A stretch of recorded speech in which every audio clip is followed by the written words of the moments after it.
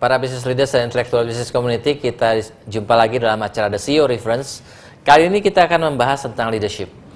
Saya mengangkat artikel dari Harvard Business Review bulan April tahun 2011 yang berjudul Why Leaders Don't Learn from Success. Kenapa leaders tidak belajar dari kesuksesan? Dan bersama kita adalah Pak Nugroho Supangat. Beliau adalah founder dari Dunamis Consulting, termasuk Dunamis Organizational Services, Pak ya. Balik Dunamis Organizational Services termasuk Dunamis Organizational Services termasuk Dunamis Consulting ya. Kita beri tepuk tangan dulu Pak Nuk. Kenapa saya mengundang Pak Nuk untuk bicara atau menjadi narasumber dalam topik kita? Karena kita tahu Dunamis adalah perusahaan yang banyak memberikan pelajaran tentang leadership ya Pak ya. Betul. Dan juga leadership also about the company's learning ya. Nah karena itu saya undang beliau untuk kita bicara topik why leaders don't learn from success. Kalau kita lihat dari research yang dilakukan penulis artikel ini, dikatakan bahwa banyak sekali artikel yang mengangkat tentang bagaimana kita belajar dari satu kegagalan, tapi bagaimana belajar dari kesuksesan itu jarang diangkat ya. Jadi banyak orang belajar dari kesalahan, tetapi kalau dia melakukan sesuatu terus sukses, dia merasa dia sudah menguasai semua hal, karena itu dia tidak perlu belajar lagi ya. Dia cari lagi challenge berikutnya ya. Kalau gagal baru saya belajar, kalau sukses berarti saya sukses dong. Kenapa apa yang mesti dipelajari ya kan? Contoh gampangnya gini lah, kalau kita seringkali punya kunci serenceng gitu ya. Ada beberapa kunci yang dalam gantungan kunci kita. Terus kita mau buka pintu. Nah, kita nggak tahu kunci yang mana yang untuk buka pintu. Tapi pada first try kemudian kita bisa buka pintu. Ya udah kita masuk, kita udah merasa udah sukses itu kan. Kita nggak pernah ingat kunci mana yang membuat kita masuk tersebut ya. Tapi kalau first try salah, second try salah, third try salah, keempat, kelima baru betul. Wah, kita baru next time saya harus ingat-ingat nih kunci mana yang benar nih, baru saya lain kali nggak lebih gampang masuknya. Tapi kalau first try udah langsung sukses, orang udah langsung lupa nantilah kalau next time ternyata susah buka pintu dengan serenceng kunci tersebut, saya baru belajar gitu ya. Nah itu contoh lah ya dimana sehari-hari kita melakukan hal seperti itu. Dan kalau dibilang orang jarang belajar dari kesuksesan, kita juga sering di companies ya, kita sering mengundang leaders yang sukses untuk sharing kesuksesannya gitu kan ya.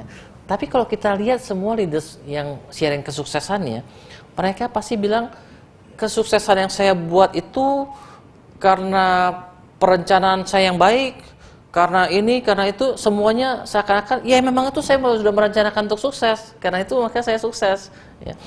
Yang tentunya perlu dites lagi, benar nggak itu memang semua kesuksesan tersebut karena perencanaan tersebut ya. Dan even di dalam bukunya Good to Great, Jim Collins itu dikritik seorang profesor Harvard juga bahwa apa yang dipilih oleh Jim Collins itu belum tentu benar ya. Itu sama aja seperti begini, dalam satu classroom ya dikasih coins ya, dikasih koin yang tail or head gitu kan, apakah keluar angka atau gambar gitu kan. Tiap orang suruh giliran untuk tail or head.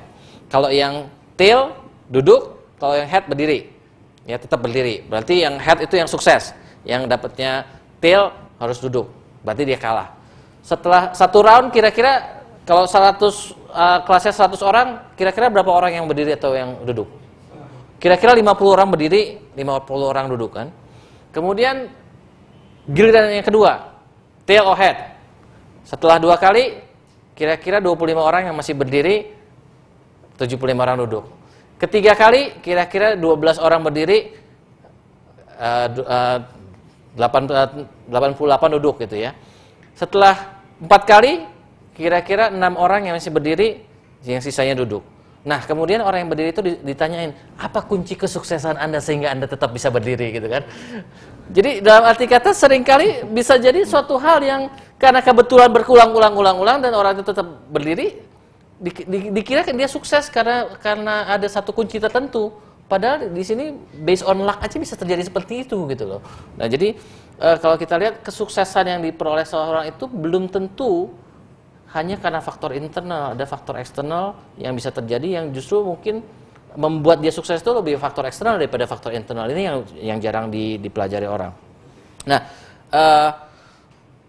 saya mengangkat ini karena Stephen Covey banyak juga mengangkat tentang pembelajaran. Katanya yang 7 Habits itu ya, habit ke-9 kan sharpen your soul ya. Kalau nggak salah loh Pak. Betul.